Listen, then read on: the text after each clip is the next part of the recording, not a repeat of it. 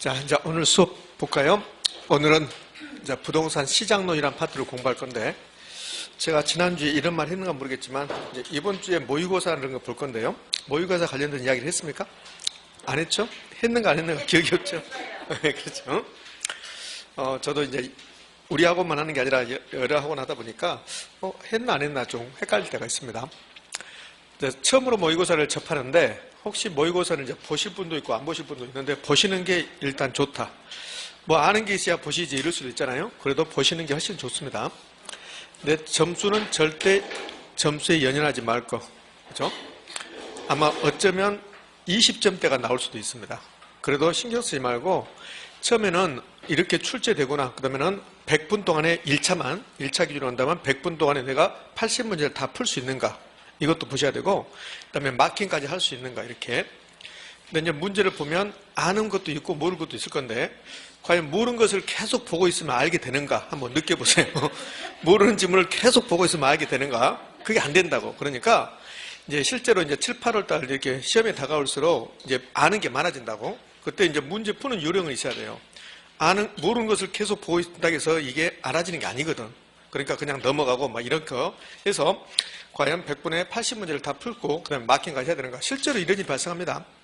실제 시험에서도 80문제를 다 풀었어요. 마킹을 안 하고 있는 사람도 있어요. 잊어버린 거예요, 그거. 다 풀었다고, 이렇게. 그러니까 학원에서 모의고사를 보는데 마킹을 안 하던 버릇을 들어버리면 문제를 풀고 마킹을 안 하고 있는 경우가 나타난다니까요. 실제로 그래요. 저는 시험 감독관이 안 됐지만 뭐 제 친구들이 공무원도 있고 그러면 그 친구들이 감독관이 되는 경우가 있거든요. 그래서 연락이 와요. 제 친구가, 야, 이번엔 나 너희 중개사 시험 감독관으로 간다, 이렇게 한다고. 그래서 나중에 후일담을 들어보면, 참, 그런 분들 왜 시험 보러 왔는지 모르겠다, 그런 말을 해요. 왜? 아니, 다 풀어놓고 마킹을 안 하고 있어. 5분 남았다고 하니까 어떻게 이렇게 한다고. 실제로 그런 분이 있다는 겁니다. 그러니까 여러분이 그렇게 되지 않으라는 부분은 없어요. 사람이 어떻게 될지 모르니까. 그 다음에 이렇게 있잖아요. 한 문제 차이로 떨어졌다. 저는 처음에는 거짓말인 줄 알았어요. 나 한 문제 차이로 떨어졌다, 거짓말인 줄 알았는데 실제로 그렇게 나타난다는 거야. 우리 학원에서도 한 문제 차이로 떨어진 사람이 매년 나옵니다. 이렇게. 자, 그런 것을 방지하기 위해서 연습을 하셔야 됩니다. 이렇게. 결혼 40문제를 열심히 풀어서 자기 느낌상 아마 30개는 맞춘 것 같은 생각이 들어요. 그래서 이제 아주 고무된 마음으로 이제 민법을 풀었어요. 근데 민법 68번 풀다 보니까 풀고 있는데, 근데 감독관이 5분 남았습니다, 이렇게 하는 거야. 그러면 축 불합격일 확률이 매우 높습니다. 68번 풀다가 이제 5분 남았습니다. 그러면 마킹도 안 한 상태에서, 그럼 68번 풀었으면 12문제를 못 푼다는 소리 아닙니까? 그렇죠? 민법에서 12문제 못 풀면 민법이 점수가 높을 점수가 나올 일은 없죠. 68번 풀었으면 그러면 이제 28문제 풀었는데 거기에서 다 맞추라는 부분은 없잖아요. 그렇지? 그러니까 시간 안에 다 푸는 요령도 있어야 되니까요. 그래서 모의고사는 보시기 바랍니다. 점수는 절대 연연하지 말고. 실제로 요즘은 그런 게 좀 뜸한데, 예전에는 보면 실제로 막 우시는 분이 있어요. 운다고 모의고사를 보고 나서. 그게 전부이냐? 모의고사는 내신 성적이 반영되지 않는 거니까 우리는 내신 성적하고 상관없으니까 모의고사 점수에 절대 연연하지 말고 10월 29일 날 시험을 딱 한 번만 잘 보면 돼요. 그래서 모의고사는 꼭 보시는 게 좋다. 자, 이렇게 하시고, 그다음에는 점수에 지금 막 공부가 잘 안 될 거라고, 지금 초창기야. 우리 학원은 지금 2번째 도는 거예요. 2번째. 탄력성은 저한테 2번 듣는단 말이에요. 2번 들어도 될 것 같아요? 한 3번 정도 듣고 4번 정도 들으면 그러면 좋아지긴 합니다. 그러니까 늘 중요한 것은 기출문제 가장 중요하다는 거. 그래서 이론 보고 기출문제, 이론 보고 기출문제 이렇게 해주시기 바랍니다. 자, 이제 오늘 공부 시작합시다. 자, 이제 네 번째 시간인데, 그럼 이제 3, 4월 과정 들어서 네 번째 시간인데, 첫 번째 총론 배웠고, 경제론을 이제 2번에 걸쳐서 했습니다. 경제론 배웠고, 그러면 이제 오늘 시장론이라는 걸 배워요. 자, 시장론은 어떻게 이제 구성되는가 볼까요? 시장론은 목차, 강의 순서 막 이렇게 할 건데, 일단 많이 나오면 6문제가 나온다는 겁니다. 그럼 6문제가 나오면 여기 다 한 문제씩 나온다, 이렇게 생각하시면 돼요. 근데 최근에는 6문제는 좀 그렇고 4문제 정도 이렇게 나오고 있습니다. 그럼 4문제 정도 나오면 반드시 나오는 부분은 요 입지로는 반드시 나오대요. 반드시. 그리고 나머지는 반드시 나온다고 말할 수 없고, 최근에 이제 효율적 시장이라는 걸 좀 자주 출제하는 경향을 보입니다. 이렇게 4번하고 지대이론하고 도시공간 구조, 이건 이제 묶어서 한 문제 나오는 경향을 보이고, 이제 이런 경향을 보이고 있습니다. 그러면 이제 시장론 이제 공부해 볼 건데요. 요 뒤로 갈수록 3번 효율적 시장까지는 그나마 좀 할만해요. 근데 4, 5, 6 요 세 개 파트는 우리나라 사람 아니라 다른 나라 사람들이 엄청 많이 나와요. 그래서 다른 나라 사람들 학자들이 한 20명 정도 나온다. 이렇게 하시면 돼요. 그 사람들의 생각을 우리가 공부하는 거예요. 생각을. 이렇게. 자, 그러면 이제 부동산 시장론으로 가볼 건데요.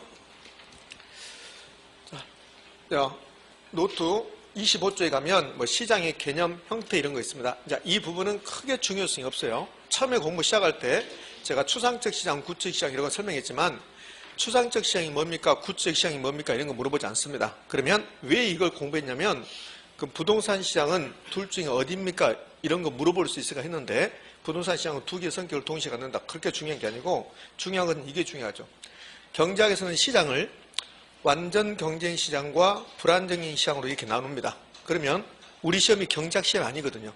경제학 시험이 아니니까 완전 경쟁 시장이 어떤 시장이 완전 경쟁 시장입니까? 이런 걸 안 물어본다고. 그 다음에 불안정인 시장은 무슨 특징이 있습니까? 이런 것도 안 물어본다고. 그럼 결국은 뭘 물어보냐면 부동산 시장은 요 시장은 경제학의 시장은 완전하고 불안전이 있다는데 그러면 부동산 시장은 둘 중에 어디에 속합니까? 이걸 가끔씩 물어봐요. 불안정인 시장입니다. 완전 경쟁 시장은 경제학 책에만 있는 시장이에요. 그럼 현실적으로 존재하지 않는 시장이라고. 그럼 현실에 있는 시장은 부동산 시장이든 옷 시장이든 무슨 모든 시장은 불안정인 시장입니다. 그 부동산 시장은 안전, 불안전, 불안전 이렇게 하시면 돼요. 보면 이렇게 나오잖아요. 불안정인 시장에 독점 시장이라는 게 있고 과점 시장이라는 게 있고 독점적 경쟁 시장이 있다.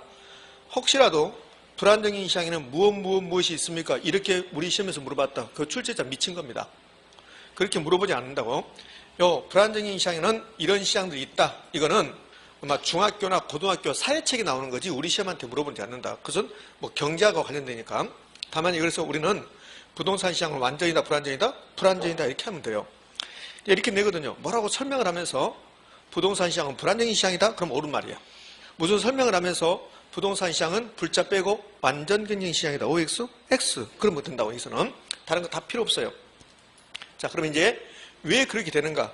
왜 부동산 시장이 불안정인 시장이 되는가를 이제 한번 살펴보도록 할게요. 여기 완전 경쟁과 불안정인 시장이 있는데 이 표. 지금 이 표는 여러분 강의 노트 없습니다. 강의 노트에 있는 것은 이 표가 있어요. 이 표가 있고 이 앞에 표는 없는데 이걸 그릴 필요는 없어요. 쓸 필요 없고 완전 경쟁 시장이라는 게 있다. 근데 완전 경쟁 시장 그러면 여러분들이 뭐가 잘 감이 안 잡혀요. 왜 그럴까요? 없는 시장이니까. 현실적으로 존재하지 않는 시장이니까. 추상적인 시장이니까. 그래서 감이 안 잡힌단 말이에요. 완전 경쟁 시장이 되려면 요건 이렇게 네 가지 요건을 갖춰야 돼요. 이거 외운다 안 외운다? 안 외우는 겁니다. 얘는 중학교, 고등학교 사회 시간에 나오는 거지 우리한테 물어보잖아요. 그러니까 완전 경쟁이 되려면 수요자, 공급자가 엄청나게 많아야 된다. 다수의 수요자, 공급자 그래요. 이 수요자, 공급자를 시장 참여자라고 그래요. 시장 참여자. 시장 참여자. 시장에는 수요자, 공급자가 있잖아요. 그러면 두 번째, 상품의 동질성. 모든 상품이 다 똑같아야 돼요. 그 다음에 시장의 진입과 탈퇴가 자유가 있어야 돼요. 내가 그 시장에 들어가고 싶으면 들어가고 나오고 싶으면 나가야 된다. 그 다음에 정보의 안전성은 모든 정보가 다 공개된다. 여러분 우리가 여기서 지금 부산의 부동산 시장의 상황을 알아요? 몰라요? 모르잖아요. 왜? 정보가 다 공개되지 않았으니까. 그럼 이 정보의 안전성은 모든 정보가 다 공개돼야 된다. 그러면 부동산 시장이 만약에 완전 경쟁 시장이라면 우리가 여기서 공부하면서 나중에 이제 쉬는 시간에 핸드폰을 보면 그 부산에, 제주도에, 뭐 인천에 부동산 시장을 전부 다 우리가 알게 돼 있다. 그러면 완전 경쟁입니다. 완전 경쟁. 그런 시장은 존재하지 않아요. 그런 시장은 어떤 시장도 존재하지 않습니다. 그럼 이 네 가지를 다 갖췄을 때 완전 경쟁이야. 그럼 이 네 가지를 갖춘 시장이 있을까 없을까? 없어요. 그러니까 완전 경쟁 시장은 존재하지 않는 거라고. 이 완전 경쟁 시장이 되면 어떤 일이 발생하냐면 어느 누구도 다른 사람보다 돈을 더 많이 못 벌어요. 그 초과 이윤이 존재하지 않는 시장이에요. 완전 경쟁 시장이. 이게 완전 경쟁 시장이에요. 그러면 완전 경쟁 시장이 되면 우리가 필요한 것만 만들고 필요한 만큼만 만들고 꼭 필요한 사람에게 배분돼요. 자, 저는 아파트가 하나만 있으면 좋게요. 근데 완전 경쟁 시장이 되면 꼭 필요한 만큼만 배분되는 거야. 그럼 내가 하나 필요하다 하나만 배분되는 거야. 그게 완전 경쟁 시장이야. 그래서 자원 배분이 효율적이라고 한다고 완전 경쟁 시장이. 그러면 제가 아파트 5개, 6개 가지고 있다. 그러면 꼭 필요한 만큼 제가 가지고 있잖아요. 더 많이 가지고 있다고. 그러면 완전 경쟁 시장이 안 된다고. 그래서 완전 경쟁 시장은 이런 요건을 갖추는데 안정적인 시장이 되면 자원이 효율적으로 배분된다. 뭐 이렇게 안정적인 시장의 특징이요. 그다음에 초과 이유는 존재하잖아요. 어느 누구도 다른 사람보다 더 돈을 많이 못 번다. 이게 안정적인 시장입니다. 근데 부동산 시장은 그렇지 않죠. 부동산 가지고 돈 벌잖아요. 투기도 일어나고. 그럼 완전 경쟁에서는 투기란 말이 있을까 없을까? 없어요. 그럼 이 네 가지를 갖췄을 때 완전 경쟁인데 이 네 가지 중에서 하나라도 갖추지 못하면 그럼 불안정 경쟁이에요. 그러면 봐요. 1번부터 3번까지를 갖췄는데 어떤 시장이 4번을 갖추지 못했다. 완전입니까? 불완전입니까? 불완전이에요. 그 불완전인 시장으로 되면 수요자, 공급자가 다수가 아니라 소수야. 그러니까 여기 네 가지를 다 갖춰야만이 불안정이냐? 그게 아니에요. 그게 아니고 이 네 가지를 중에서 하나라도 갖추지 못하면 불안정인 시장이 되는 거예요. 그러면 불안정인 시장의 특징이 이제 이렇게 나타나는 거예요. 이렇게. 이걸 외우는 게 아니에요. 자, 그러면 이제 부동산 시장으로 한번 가볼게요. 부동산 시장은 불안정인 시장이라고 했는데 그럼 왜 불안정인 시장이 되는가? 이 요건, 이 네 가지 요건을 부동산 시장에 과연 갖출 수 있는가를 한번 보자고요. 자, 이거는 이제 여러분 필기노트 있는 겁니다. 안정적인 시장이 되려면 다수의 수요자와 공급자가 있어야 되는데 부동산은 일단 비쌉니다. 그걸 고가성이라고 해요. 그 다음에 법적 규제가 있어요. 여러분과 제가 주소지가 지금 서울에 있는 상태에서 원칙적으로 제주도의 농지를 살 수가 없습니다. 농지법에 의해서 그게 법적 규제입니다. 토지거래 허가구역에서는 내가 토지를 사고 싶어도 허가 목적에 맞지 않으면 그 허가 조건이 맞지 않으면 내가 토지거래 허가구역에서는 토지를 살 수 없거든요. 이게 법적 규제야. 옷 사는데 그런 규제 있습니까? 그런 규제 없잖아요. 너는 무슨 옷만 사라, 무슨 색깔만 사라 이런 거 없잖아요. 그런데 부동산은 일단 비싸고 법적 규제 때문에 시장에 참여하는 사람이 수요자, 공급자가 다수일까 소수일까? 소수예요. 소수. 좀 있으면 이제 새로운 정부가 들어서서 장관 청문회 하고 막 그럴 건데 한번 유심히 봐보세요. 농지법 가지고 엄청나게 농지법을 위반하잖아요. 그러니까 여러분 농지법을 배웠을 건데 그 농지법의 예외 조항을 다 없애버려야 돼요. 농지법의 예외 조항 때문에 그 문제가 발생한다고 투기가 일어나고 그러잖아요. 아니 도시민이 주말에 체험농장 안 하면 못 사나? 그러잖아요. 그 농지는 그냥 원칙 필요 없어. 그냥 농지는 원칙 예외하지 말고 그냥 농사 질 사람만 살아 이렇게 만들어놔야 돼. 근데 예외 조항을 만들어 놓으니까 다 투기를 하잖아요. 투기를. 그래도 투기해놓고도 뻔뻔스럽게 나는 농지를 사랑했어요. 이렇게 하고 그러잖아요. 그런 게 법적 규제입니다. 어떤 당의 젊은 대표 아버지도 그 위반해서 뒷수에 크게 나오고 그러잖아요. 그게 농지법, 여기 법적 규제입니다. 그러니까 그분은 원칙적으로 제주도 농지시장에 들어갈 수 없는 사람입니다. 그런데 편법으로 들어갔잖아요. 이런 건 법적 규제라고 그래요. 그러면 법적 규제하고 비싸기 때문에 수요자, 공급자가 다수다, 소수다? 소수입니다. 그럼 이거 하나만 보더라도 부동산 시장 완전입니까? 불완전입니까? 불완전이야. 그러면 시험 문제 이렇게 된다고? 부동산 시장은 부동산의 고가성, 법적 규제 때문에 시장이 불완전해진다. OX? 오잖아요. 그렇게 하는 거예요. 그런데 이제 이렇게 된다고? 고가성은 부동산 시장을 불완전하게 만든다. OX? 이렇게. 자, 두 번째, 상품의 동질성. 똑같은 상품이 거래됐을 때 완전 경쟁이야. 근데 부동산은 개별성이라는 특성이 있어요. 그럼 개별성은 다 다르다. 그러면 상품이 비표준화된다고 그래. 그럼 다 똑같을 때 완전 경쟁인데 다 다르면 완전입니까? 불완전입니까? 불완전이죠. 그러면 개별성은 시장을 불완전하게 만든다. OX, 그게 31회 때 시험 문제네요. 우리 31회 때 여기 볼까요? 개별성은 토지 시장을 불안정인 시장으로 만드는 요인이다. OX, 이렇게. 진입과 탈퇴가 자유가 있어야 되는데 내가 서울의 아파트 시장에 들어가고 싶어요. 내가 제주도의 농지 시장에 들어가고 싶어요. 그럼 서울의 아파트 시장에 들어가고 싶은데 비싼 게 내가 못 들어가요. 비싸니까. 내가 제주도 농지 시장을 들어가고 싶은데 농지법에 하면 주소지에서 멀리 있으면 농지 사지도 못하고 그 다음에 농지법에 하면 읍면장으로 또 농지 취득 자격 증명을 받아야만이 농지를 살 수 있는데 그거 받지도 못하고 그러면 내가 법적 규제 때문에 농지 시장에 들어갈 수 없잖아요. 그럼 시장에 진입과 탈퇴가 자유가 있어요? 없어요? 없죠. 그러면 시장의 진입과 탈퇴가 자유가 보장되지 않는다면 그럼 완전 불안전? 불안전. 이걸 진입장벽이라고 그래. 진입장벽. 들어가는데 장벽이 있는 거야. 농지법이 없다면 내가 제주도 농지 살 수 있잖아요. 그렇죠? 진입장벽 있잖아요. 법적으로 막잖아요. 비싸지 않으면 내가 서울에 아파트 살 수 있잖아요. 비싸니까 못 사잖아요. 그러면 진입장벽의 존재는 시장을 불안전하게 만든다. OX? 여기 있네. 진입장벽의 존재는 부동산 시장을 불안전하게 만드는 요인이다. 맞습니까? 그렇죠. 이걸 다 어떻게 외울 겁니까? 그래서 이렇게 하시면 돼요. 부동산의 여러 가지 특성은 시장을 불안전하게 만든다. 됐죠? 그럼 끝났네. 여기 정보의 안전성. 모든 정보가 공개돼야 되는데 부동산 시장은 샀다 팔았다 어떤 조건으로 샀다 팔았다 말하지 않는다. 그것을 거래의 비공개성 그렇습니다. 그럼 거래가 비공개적으로 된다면 그러면 정보의 불안전성. 그러면 시장을 불안전하게 만든다. 그럼 이렇게 할 수 있잖아요. 개별성은, 고가성은, 거래의 비공개성은, 법적 기준은 시장을 불안전하게 만든다. 됐죠? 저처럼 쏙쏙들이 할 필요 없어요. 그냥 느낌상 불안전하게 만들구나. 이걸로 끝. 자, 이제 부동산 시장의 기능이란 게 있고 특성이란 게 있는데 기능은 역할이고 그렇게 중요하지 않습니다. 특성은 비교적 중요합니다. 특자 들어가면 중요하다고 그랬으니까. 부동산 시장이든 모든 시장은 수요자 공급자 만나서 가격이 결정돼요. 요 가격이 형성된다. 이건 이제 부동산 학자들은 가격을 창조한다 이렇게 표현해요. 안 중요합니다. 가격이 결정되는 거야. 수요자 공급자 만나서. 그럼 그 가격으로 물건을 사고 팔아요.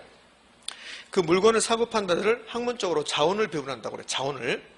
그럼 이 자원이 지하 자원이 아니고 부동산 시장 그러면 무엇을 사고 팔까요? 부동산을 사고 팔아요. 이 부동산이 자원인 거야. 그러면 옷 시장 그러면 옷을 사고 팔아요. 옷이 자원이라고. 그 부동산 시장은 수요자 공급자 만나서 가격을 결정하는 역할을 하고 그 가격으로 부동산을 사고 파는데 그것을 자원을 배분한다고 표현합니다. 근데 부동산이 공간 덩어리인가요? 공간이었잖아요. 부동산은 물리적, 기술적 개념으로 가면 토지는 위치, 환경, 자연, 공간, 공자, 위한 그랬네? 그러면 부동산 시장은 공간을 배분한다. 맞나요? 그렇지. 소유권 할당한단 말이 혹시 여러분 앞으로 아파트 소유권, 토지 소유권이 있습니까? 그럼 있다면 그 아파트 소유권이 여러분에게 배당됐다, 할당됐다, 배분됐다 이런 뜻이에요. 아파트 소유권이 나한테 배당됐다, 그것을 할당됐다 이렇게 합니다. 부동산 시장은 부동산 소유권을 할당한다, 배분한다. 이게 다 똑같은 의미예요. 이런 것은 나오진 않아요. 정보 제공한다, 고양한다 이런 건 나오진 않습니다. 토지용 형태 결정한다. 그런데 이런 뜻입니다. 어떤 뜻이냐면 여기에 하곡동 1번지 토지가 있어요. 그럼 하곡동 1번지 토지가 용도가 과연 어떤 용도일까? 이걸 주거지로 이용할 수도 있고 상업지로 이용할 수도 있고 공업지로 이용할 수도 있고 이렇게 되는데 과연 그러면 어떤 용도로 이용할 것인가? 토지 이용 형태가 주거지냐 상업지냐 공업지냐 그 말이에요. 그러면 이 토지에 대해서 주거용으로 이용할 사람이 1억을 제시하고 상업용으로 이용할 사람은 1억 5천을 제시하고 공업용을 이용할 사람이 8천을 제시했다고 봐봐요. 그럼 이 토지 누가 이용합니까? 상업용으로 이용할 사람. 그러니까 지대 지불 능력, 그 토지에 대해서 가격 지불할 능력에 따라서 토지 이용 형태가 결정된다. 한 번 정도, 2번인가? 이렇게 나왔어요. 근데 요 말은 자주 나오죠. 자원을 배분한다는 거. 자, 가볍게 이렇게 보고 이제 부동산 시장의 특성으로 한번 가볼까요? 특성 그렇습니다. 자, 특성 하기 전에 여러분들 이 부동산 시장의 특징을 지금 보자고 했거든요. 부동산 시장의 특징을 보자. 특성을 보자. 특성이나 특징이나 똑같은 말인데. 그럼 얘는 부동산 시장이 갖는 특별한 성질이죠. 그 무슨 시장하고? 옷 시장하고 비교해서.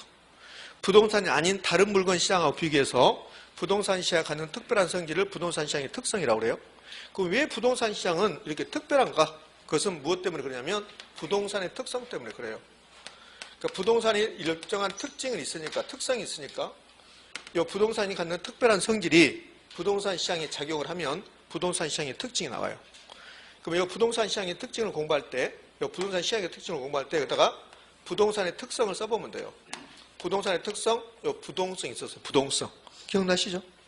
그럼 혹시 부동성 그러면 생각나는 게 지역, 임장활동, 예부효과 그랬어요. 그러면 부동성 때문에 부동산의 특성, 부동성 때문에 부동산 시장이 국지적이 된다. 지역적 시장이 된다. 맞습니까? 그거잖아요. 그거. 자, 넘어가 봅시다. 부동산 시장의 특징 그러면서 옆에 중요한 말을 제가 써놨어요. 가장 중요한 말은 완전 불안전. 그 다음에 부동산이 갖는 부동성 때문에 시장이 국지적 시장이 된다. 지역별 부분 시장이 된다. 다 공부했다고. 이 부동산 시장의 특징은 일부는 공부하지 않고 거의 대부분이 다 공부했어요. 여기 2번 공부했잖아요. 지역별 부분 시장이 된다. 그게 국지적 시장이 된다. 부동성 때문에. 그러면서 이 부동성에서 이런 거 했잖아요. 지역별로, 지역 시장별로 가격, 수요 공급의 상태, 시장의 상태, 경기 변동 상태 다 달라진다. 다르다 이제. 오케이. 자, 3번은 부동산의 유형, 규모, 품질에 따라 구별되는 하위 시장이 이렇게 존재한다 그러는데 이제 이런 뜻입니다. 이게 우리나라 부동산 전체 시장입니다. 전체. 그러면 전체 부동산 시장인데 이 전체 부동산 시장을 이렇게 나눌 수 있잖아요. 어떻게 나누냐면 지역별로 수도권, 호남권, 영남권, 충청권, 뭐 이렇게 강원권 이런 식으로. 이게 지역별 밑에 시장, 하위 시장이라는 소리야. 지역별. 그다음에 저기 유형이란 말은 부동산의 유형은 주거용, 상업용, 공업용이잖아요. 그럼 우리나라 전체 부동산 시장이 있는데 여기는 주거용 시장, 여기는 상업용 시장, 여기는 공업용 시장 이렇게 나눠진다는 소리예요. 그걸 하위 시장 그래요. 규모 30평대, 40평대, 50평대 이렇게. 품질 신규 부동산이야, 중고 부동산이야 이렇게 나눠진다는 뜻이에요. 그다음에 이제 B자가 나왔네요. B자가 나오면 뭐가 생각날까? 개별성. 여기는 부동성이고 여기는 개별성이죠. 개별성. 그럼 이제 개별성 공부할 때 B자가 쏟아져 나온다고 했잖아요. 개별성 그러면 일물일가의 법칙이 적용되지 않는다. 그 다음에 개별이란 말 나오고 그 다음에 B자가 나온다 이렇게 했잖아요. 다 다르니까 상품이 비표준화된다. 상품이 표준화된다. 다 같다는 소리잖아요. 그런데 개별성이 다 다르다. 상품이 비표준화. 시장이 불안전해진다. 아까 했잖아요. 상품의 동질성이 있으면 완전 인정인데 개별성 때문에 상품이 비표준화된다면 그러면 불안정인 시장이 된다. 다 다르니까 일물일가의 법칙이 적용되지 않는다. 이미 다 공부했던 내용들입니다. 시장의 비조직성, 도매상, 소매상 이런 게 없다. 부동산은 비공개성, 어느 조건은 샀다 팔았다 말하지 않는다. 그래서 정보 수집의 곤란성, 공개하지 않으니까 어느 조건을 샀다 팔았다 말하지 않으니까 정보 수집이 곤란하다. 정보 비용이 많이 들어간다. 이렇게. 정보의 비대칭성은 이런 뜻입니다. 사는 사람과 파는 사람의 정보가 다르다. 그게 정보의 비대칭성이에요. 자, 이 건물 사고 팔 건데 그런데 여기 매도자가 있고 매수자가 있어요. 그런데 매도자는 이 건물에 대해서 많이 알아요. 자기 건물이니까. 그런데 매수자는 알까 뭘까? 몰라요. 그래서 이게 결함이 있어서 적정 가격이 얼마냐면 이거 10억인데 근데 매도자가 매수자한테 뭐라고 하냐면 13억에 팔게요 이렇게 한다고. 그러니까 매수자가 1억만 깎아주세요. 그러니까 알았어요. 그래서 12억에 팔았어요. 그러면 12억이 거래됐습니다. 매수자가 이 건물의 결함을 알았다면 12억 줄까 안 줄까? 안 줘요. 근데 모르니까 정보가 다르니까 12억이 거래된다. 그럼 가격을 잘못 시키잖아요. 가격 예고 변성 발생한다. 아주 중요한 내용은 아니고 출제하긴 했지만 두세 번 출제해야만이 한 세 번 정도 출제해야만이 중요한 내용이 되는데 한 번 정도 출제했습니다. 그러니까 부정적으로 생각하시면 돼요. 자, 5번을 가장 시험에 많이 냈죠. 5번이 수급 저질이 곤란해서 단기적으로 가격 왜곡 현상이 발생한다. 이게 6번인가 나오니까 이 부동산의 시장의 특성에서는 가장 많이 나왔던 겁니다. 자, 이런 뜻이죠. 옷하고 부동산하고 한번 비교해 볼게요. 아파트 있습니다. 이게 옷이 있고 아파트 수요가 증가해요. 그 다음에 옷의 수요가 증가합니다. 그럼 가격 올라가겠죠? 아파트 가격이 올라갈 거고 옷의 가격도 올라가겠죠. 자, 여기까지는 같아요. 어떤 물건의 수요가 증가하면 가격이 올라간다는 건 여기까지는 같다고. 여기까지 같은데 이 다음에 달라져요. 어떻게 달라지냐면 자, 옷을 볼까요? 옷은 공급이 증가할 수 있을까요? 바로 증가해요. 옷은. 그죠? 근데 아파트는 수요가 증가해서 가격이 올라간다 하더라도 아파트 공급이 잘 안 돼요. 이렇게. 바로 안 된다고. 이 옷의 수요가 증가해서 가격이 올라가면 바로 옷의 공급을 증가한다고. 근데 아파트는 바로 공급이 될까 안 될까? 안 돼요. 그래서 이걸 이제 단기, 장기로 나누면 이 짧은 시간에는 아파트 공급이 안 된다는 거예요. 그럼 단기는 공급이 안 돼요. 공급이 안 되니까 이 가격이 떨어지지 않고 여기는 옷은 공급이 바로 되니까 가격이 다시 떨어져요. 이렇게. 그럼 만약에 옷의 수요가 증가해서 옷의 가격이 올라가는데 공급이 안 된다고 해요. 안 된다면 이 가격이 높게 나타난다고.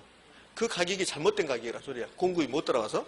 근데 옷은 그런 일이 없어요. 옷은 가격이 올라가면 바로 공급을 증가시켜서 가격이 떨어져서 적정, 요거 오해하면 안 돼요. 가격이 떨어지니까 가격이 적정 가격이 떨어졌다는 게 아니고 가격이 올라갔던 게 떨어진다는 소리야. 그럼 적정 가격이 된다는 소리야. 근데 아파트는 그렇게 안 된다는 소리예요. 그러니까 단기는 공급이 안 되니까 가격이 높게 나타난다. 그것을 가격을 왜곡시킨다고 그래요. 그럼 장기가 되면 공급이 증가할까요? 증가하겠네. 그럼 가격이 떨어져서 적정 가격으로 가겠네. 이걸 수급 저질이 곤란해서 단기적으로 가격을 왜곡시킨다 이렇게 표현합니다. 자, 앞에 단자 앞에 장자가 들어가면 틀린 말이에요. 장자가.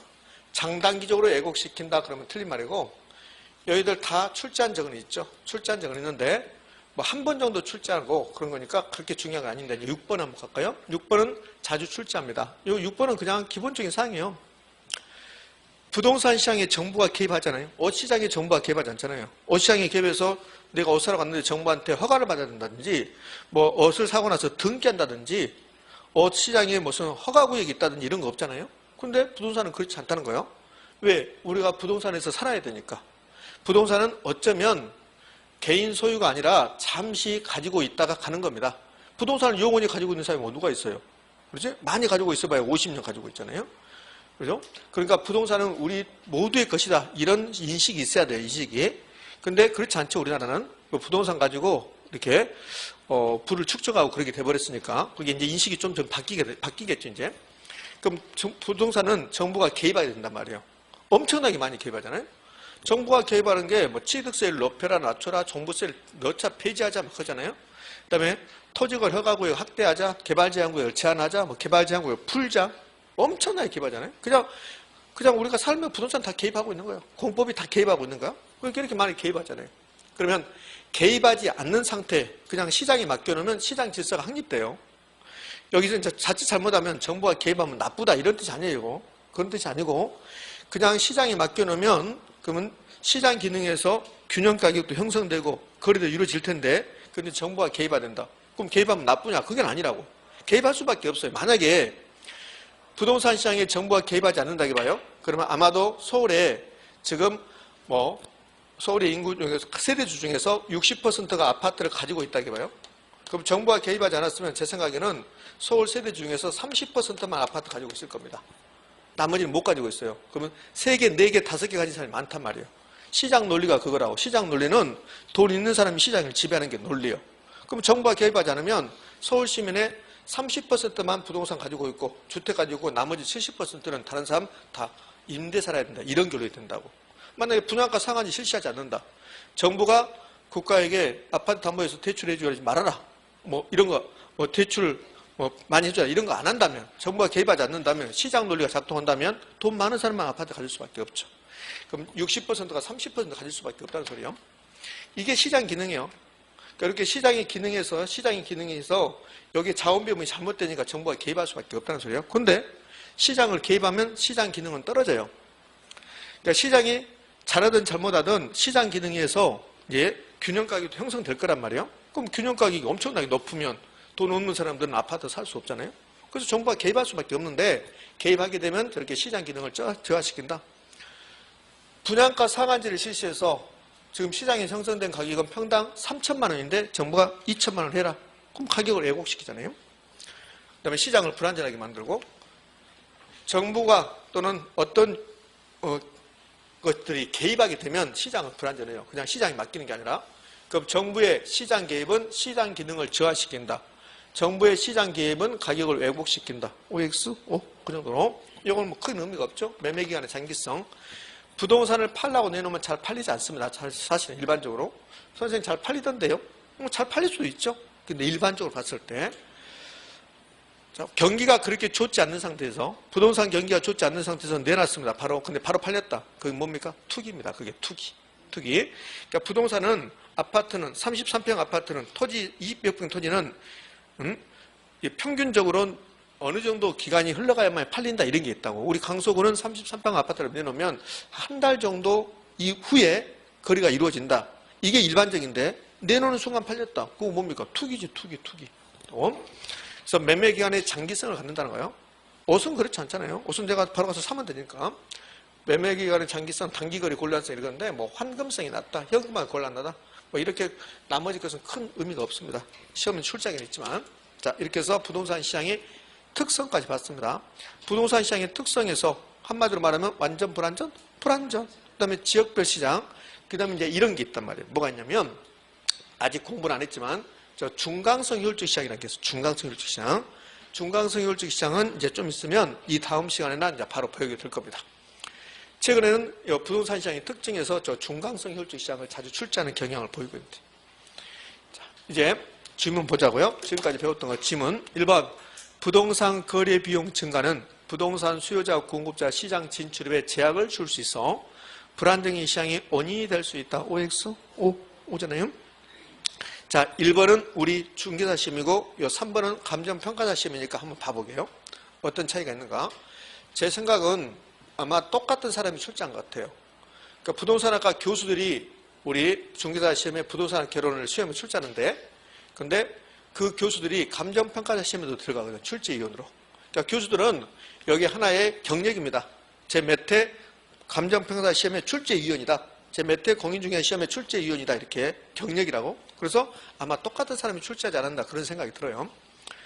자, 1번 이제 읽어봤는데 3번은 약간 표현을 달리했지만 거의 똑같아요. 시장 진출입에 제약을 받게 돼요. 뭐요? 시장 진출입에 제약을 줄 수 있어. 거의 똑같잖아요. 이렇게. 여기는 불자를 넣어줬는데 여기 불자를 빼고 놨어요. 불자. 이 내용을 모른다 해봐요. 이런 내용들을 모르겠다. 뭐 시장 진출 내용 모르겠다. 모른다 하더라도 부동산 시장이 완전 경쟁이다. 뭡니까 있습니까? X죠. X 됐죠? 이렇게. 그러니까 부동산 시장은 결국 뭡니까? 완전 불안정? 불안정. 2번 부동산 시장은 수요와 공급 조절이 쉽지 않아. 수급 조절이 곤란하여 그 말이죠. 단기적으로 가격이 애곡이 발생할 가능성이 높다. 됐죠? 그래서 22회 때니까 비교적 오래됐어요. 요 말. 수급 조절이 곤란하여 단기적으로 가격이 왜곡된다는 6번인가 출제되는데 예전에 자주 출제되고 요즘은 좀 출제하는 경향이 좀 떨어지긴 하고 있습니다. 이렇게 해서 이제 부동산 시장의 기능하고 특성 봤습니다. 자, 이제 주택시장이라는 걸 공부하고, 주택시장. 주택시장이라는 걸 공부할 건데, 이 주택시장에서 뭐 특징이 이렇게 나왔습니다. 물리적 주택, 주거, 효용 이렇게 나왔는데 그런 건 별 의미가 없는 거고, 주택시장은 두 가지 공부한다고 생각하시면 돼요. 그러니까 주택시장에서 뭘 공부하냐면 두 가지 공부할 건데, 주택 여과현상이라는 걸 공부해요. 여과현상. 그 다음에 주거분리라는 걸 공부합니다. 이 두 가지에서 계속 시험에 출제해요. 그럼 주택 여과현상과 주거분리를 지금부터 공부할 건데, 출제 형태가 어떻게 바뀌냐면 한 15년 전에는 얘가 주택 여과현상이 압도적으로 중요해서 15년 전에는, 근데 최근에는 주거분리가 더 시험에 자주 출제됩니다. 그러니까 두 문제를 내는 게 아니라 예전에는 한 문제 두 문제를 냈는데 요즘은 두 개 묶어서 주택 여과현상과 주거분리에 관한 설명이다. 이런 식으로 출제하고 있습니다. 자, 이제 가봅시다. 주택 여과현상 그러면서 뭐 공가현상은 주택 여과현상의 요소다 이렇게 나왔는데, 자, 이거를 이제 지금부터 볼 건데요. 이제 그림을 통해서 볼까요? 주택 여과현상, 뭐 공가현상은 주택 여과의 요소다 이렇게 나왔는데, 물론 저 지문도 우리 시험에서 몇 번 등장했습니다. 여과가 걸러준다는 거잖아요. 그럼 여러분들 집에 정수기 있잖아요. 정수기가 여과 작용하는 거잖아요. 그러면 이 집을 지금부터 이렇게 이제 제가 주택 하나 지었는데 이 주택을 정수기라고 한번 생각해봐요. 정수기라고 이렇게. 그럼 이 주택이 이제 건축되는데 건축비가 10억 들어갔어요. 그럼 주택의 질적 수준이 높은 주택이거든. 그래서 고소득자가 이렇게 살아요. 그럼 여기 집이라는 정수기에 고소득자가 들어온 겁니다. 이렇게. 그럼 고소득자들은 소득 상위 계층이다 이렇게 표현하는 거예요. 상위 계층이다. 근데 이 주택이 시간이 흘러가면 노후화 되겠죠. 노후화. 그럼 시간이 흘러가면 노후화 됩니다. 그럼 노후화 되면 그러면 이 고소득자들은 이 주택에 사는 사람들은 이제 생각하는 거야. 이걸 수선해서 계속 살 건지 아니면 내가 이사 갈 건지 이렇게. 그럼 만약에 이 고소득자가 이사를 갔다 해봐. 이사. 그럼 이사를 가면 빈집이 생기죠. 공가가 빈집이라고. 이 빈집이 생기면 이 빈집에 저소득자가 들어온 겁니다. 저소득자가. 그럼 저소득자가 들어오면 이 주택은 그대로 있어요. 주택은 그대로 있는데 노후가 되니까 고소득자가 떠나고 저소득자가 들어온다 이렇게. 그러면 고소득층이 살다가 저소득층으로 살게 되면 고에서 저로, 위에서 밑으로 떨어졌다고 그래요. 그래서 이걸 뭐라고 하냐면 이걸 하향여가 그랬대요. 하향여가. 하향여가는 여가는 걸러낸다는 건데, 근데 밑으로 향했다는 소리예요. 밑으로 향했다. 그럼 고저로 갔으니까, 고에서 저로 갔으니까 밑으로 향했죠? 이걸 하향여가라고 그래요. 요 저소득자는 소득 상위 계층입니까? 하위 계층입니까? 하위 계층이다. 하위 계층. 하위 계층이다. 이렇게. 그래서 상에서 하로 갔다. 이것을 하향여가. 그럼 하향여가는 왜 발생했을까? 하향여가는 고가주택의 수요가 증가했을까요? 저가주택의 수요가 증가했을까? 저가주택. 저가주택 수요 증가 현상으로 보는 거예요. 이렇게. 자, 그러면 이제 여기 이제 저소득자가 이렇게 살고 있는데 이 저소득층 주거지역이 계속 저소득층 주거지역은 되지 않아요. 만약에 여기에 재개발, 재건축이 이루어진다면 그러면 이 지역은 이제 고소득자 사용으로 바뀌어버립니다. 이렇게. 그럼 집이 사람을 지금 걸러내고 있어요. 저소득자가 가고 고소득자가 다시 들어왔죠. 그럼 고소득자들은 소득 상위 계층인가요? 소득 상위 계층 사용으로 바뀌어요. 그러면 저소득층 주거지역이 재개발, 재건축이 이루어져서 고소득층 주거지역으로 바뀐다면 소득 하위 계층이 살다가 소득 상위 계층으로 됐습니다. 그림은 밑으로 내려갔지만 사실은 올라간 거죠. 하에서 상으로 올라간 거죠. 그럼 얘를 뭐라고 하냐면 상향여가. 개념을 잘 냅니다. 개념. 요즘 계속 여기 여가 현상에서는 이 개념을 내고 있어요. 한 10여 년 동안. 하향여가가 무슨 뜻인데요? 상향여가가 무슨 뜻인데요? 이렇게 개념을 이렇게. 그럼 저소득층 주거지역이 고소득층 주거지역으로 바뀌었다? 그러면 밑으로 올라간 게 아니라 위로 올라간 거란 말이에요. 그래서 상향여가. 고소득층 주거지역에 저소득자가 계속 들어오면 고소득층 주거지역에 저소득자가 계속 들어오면 그러면 하향여가 현상이 발생한다. OX? O. 됐죠? 근데 이렇게 냈다고. 자, 최근에 출제 경향은 여기 보면 전부 다 반대 개념이에요. 하하고 상이 반대잖아요. 고하고 저가 반대잖아요. 그러니까 전부 다 반대 개념이라고. 그러면 고소득층 주거지역에 저소득층이 유입되는 고소득층 주거지역에 저소득층이 유입되는 상향여가 현상이 발생을 하면 이렇게 됐다고. 뭡니까? 있습니까? X잖아요. 고소득층 주거지역에 저소득층이 들어오는 상향여가라는 말은 없죠. 고소득층 주거지역에 저소득층이 들어왔다 그러면 하향여가 이렇게 해야 되지. 됐습니까? 눈만 크게 뜨면 되는데 눈을 크게 안 뜨고 있다. 예? 히터 돌아간 것 같은 소리가 들리는데? 저 밖에서 나구나. 예? 아니, 상관없어요. 뭐, 저기, 시끄럽다가 아니라 저는 여러분들이 좀 졸고 있으니까 히터가 돌아가서 졸라 그랬는데. 히터 들어가면 졸리는데, 그래서 히터인가 봤더니 히터는 아니군요. 자, 그러면 여기 이제 봐요. 어떻게 출제한 거 보라고요. 계속 개념 내고 있다는 거, 개념. 하향여가가 무슨 말인데요? 이렇게. 그 다음에 상향여가가 무슨 말인데요? 이 개념만. 그러면 또 나누면 되잖아요. 하향, 밑으로 향했다. 고에서 저로. 상향, 위로 향했다. 저에서 고로. 그럼 끝나죠. 자, 가끔씩 이거 물어보는데, 그러면 상향여가 현상이 발생했다는 말은, 상향여가 현상이 발생했단 말은, 그러면 고가주택의 수요가 증가하는 걸 봐야 됩니까? 저가주택의 수요가 증가해야 돼요. 고가주택. 여기 저소득층이 이렇게 주거지기 있는데, 자, 서울에도 저소득층이 이렇게 있을 거란 말이에요. 저소득층 주거지기. 근데 우리 서울 시민들의 소득 수준이 일반적으로 높아진다면, 그럼 이 저가주택의 수요가 증가할까? 소득 수준이 높아진다면, 우리 서울 시민의 소득 수준이 높아진다면 저가주택의 수요가 증가할까? 고가주택의 수요가? 고가주택의 수요가 증가하면 뭐 신도시를 만든다든지 이럴 수도 있겠지만, 그러면 서울의 저소득층 주거지역을 재개발하거나 재건축을 하면 고소득층 주거지역 바뀌죠. 그게 상향여가예요. 그러면 상향여가는 고가주택의 수요 증가, 저가주택의 수요 감소 현상을 봐야지. 전부 다 반대.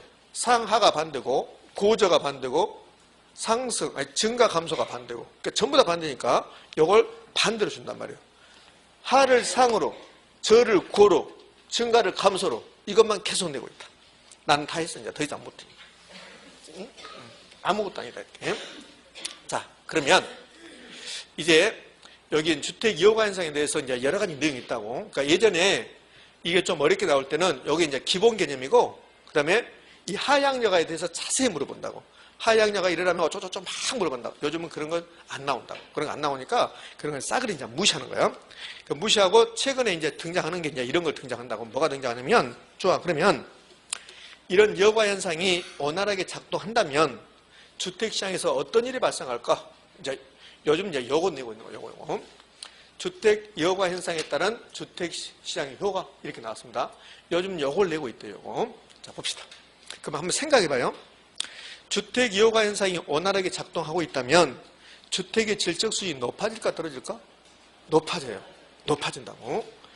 상향역을 예를 들어볼까요? 상향역. 이 달동네가 재개발되면 재개발되면 주택의 질적 수준이 높아지잖아요.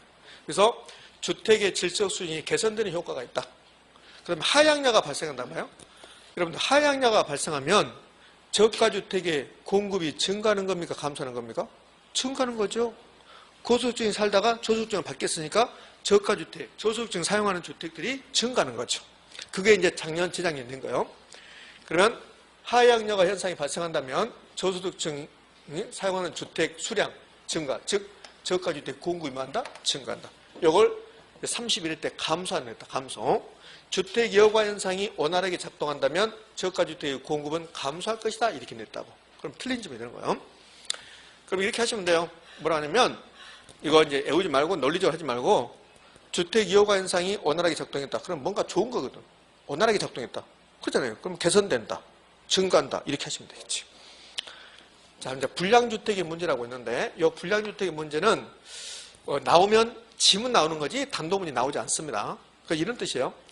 아주 허름한 주택이 평수는 15평 미만이고 건축된 지 한 30년 이상이 된 이렇게 조그만 아파트들 이런 것을 이제 불량주택이라고 할 수 있어요.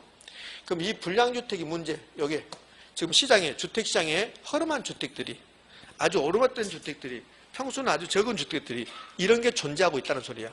그럼 이게 도대체 왜 이렇게 존재할 것인가? 시장은 무엇을 하냐면 시장을 자원을 배분한다고 해서 자원. 그럼 주택시장에서 자원이 뭡니까? 주택이야, 주택.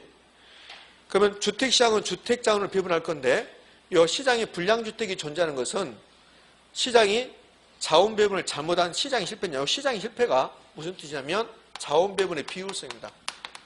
자원 배분의 비효율성. 이 말은 시장이 자원 배분을 잘못하고 있다는 소리예요. 그럼 이제 불량주택이 시장에 존재하는 것이 과연 시장이 잘못해서 자원 배분을 잘못한 것인가? 그게 아니라는 겁니다. 자, 그럼 왜 그럴까? 제가 소득 수준이 매우 낮다고 봐요. 그럼 제가 소득 수준이 한 달에 100만 원밖에 안 된다고 이렇게 봐요. 한 달에 소득 수준이 100만 원인 사람들도 존재하거든요. 우리 서울에. 전국적으로 많이 존재하겠죠. 그럼 소득 수준이 낮은 사람들은 불량주택이 없으면 살 곳이 있어요, 없어요? 없잖아요. 그럼 뭐 영등포 영등포가 아니라 뭐 독산동인가요? 제가 잘 모르겠지만 구로 어디 가면 뭐 쪽방촌 있잖아요. 쪽방촌. 그 쪽방촌이 이제 불량주택일 거란 말이에요. 그러면 그 불량주택을 다 없애버리면 그러면 그 쪽방촌에서 사신 분들은 어디로 가야 되나요? 그죠? 그러니까 불량주택이 존재하는 것은 주택시장이 잘못한 게 아니에요. 주택시장이 잘못한 게 아니라 소득 수준이 낮은 사람에게는 불량주택이 공급될 수밖에 없다는 거예요. 그러면 오히려 시장이 아주 효율적으로 소득 수준이 낮은 사람들에게는 불량주택을 공급하고 있다는 거예요. 그러니까 불량주택이 존재하는 것은 시장이 실패한 겁니까? 시장이 효율적으로 작동하고 있는가? 효율적으로 작동. 효율적. 그러니까 정반대의 개념. 우리가 생각하고 정반대라고. 불량주택이 존재하는 것은 시장이 주택을 잘못 배분했구나 이렇게 생각하기 쉬운데 그게 아니라는 소리예요. 아주 효율적으로 주택 자원을 효율적으로 배분하고 있다. 그럼 혹시라도 이제 나오면 그게 질문 하나인데 이게 가장 높아요. 나올 확률이. 불량주택은 시장의 실패 현상으로 볼 수 있다. OX. X. 불량주택은 시장의 실패의 산물이다. OX. X. 정반대다. 효율적인 자원 배분이다. 그러면 불량주택을 없애버리고 싶어요. 그 불량주택을 없애버리고 싶으면 어떻게 하면 될까요? 철거해버리면 될까요? 철거해버리면 그러면 거기 쪽방 쪽에 사시면 쪽방촌에 사신 분들 좀 그렇다. 거기 이제 불량주택에 사신 분들은 좀 저가주택에 허름한 주택에 사신 분들은 그 정부가 보기 싫으니까 다 철거해버렸다. 그럼 그분들 어디로 가야 되나요? 갈 데가 없잖아요. 그래서 철거해서는 대책이 안 되는 거야. 그럼 철거하면 또 그렇게 생길 거니까. 철거해버리면 무허가로 생길 거예요. 이렇게. 그럼 철거하면 대책이 안 되고 이렇게 하면 될까요? 소득 수준이 높아진다면. 소득 수준이 높아지는 쪽방촌에 살 수는 없잖아요. 안 살겠죠. 소득 수준을 높여주면 되죠. 소득의 문제지 철거는 대책이 안 된다는 거예요. 자, 마지막 정리합시다. 시장에 불량주택이 존재하는 것은 시장의 실패다. OX. X. 효율적인 자원 배분의 현상이다. 자, 지문 보자고요. 저급주택이, 요거는 이제 우리는 필기노트 있는 거죠. 이렇게. 저급주택이 수선되거나 재개발되어 상위 계층에서 사용되는 것은 위로 올라갔네요. 올라갔네. 저에서 상으로 그러면 하향여가 상향여가 상향여가 뻔뻔스럽게 하향여가라 했습니다. 그러니까 틀린 점이죠. 됐지요? 자, 이렇게 해서 이제 주택 여호가 현상을 살펴봤고, 그 다음에 주거분리라는 파트가 있는데, 그것은 저와 함께 10분 쉬었다 이사하도록 합니다.